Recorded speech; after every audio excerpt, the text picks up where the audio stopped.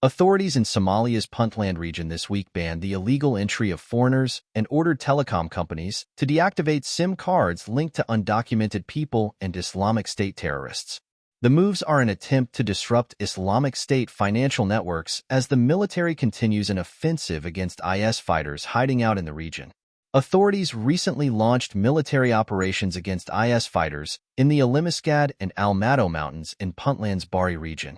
Security forces seized camps and defensive positions and pushed the fighters further into the mountains. Security agencies have also started a crackdown on undocumented people in Puntland. According to local reports, authorities made more than 300 arrests in the operation.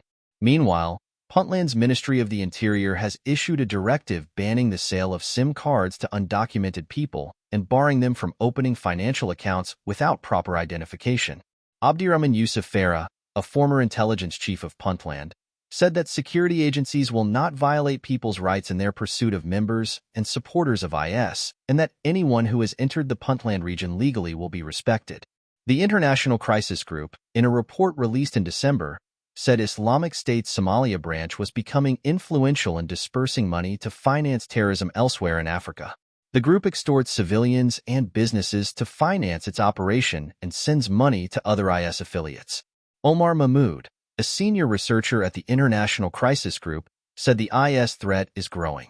It's not just about the Islamic State in Puntland or in Somalia itself, but the group there serves as a connective node for Islamic State affiliates elsewhere in Africa, in Eastern Africa, and Southern Africa, Mahmoud said.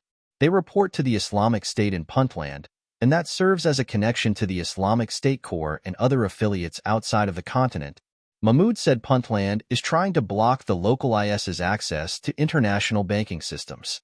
The group has focused on developing its financial capabilities, whether that is extortion in Bosaso and then transferring this externally, he said.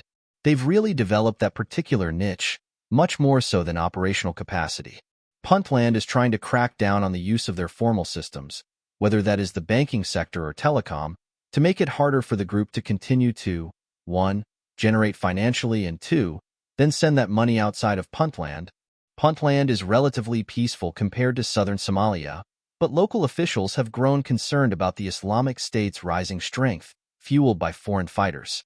Authorities are seeking international financial and military aid, including air support.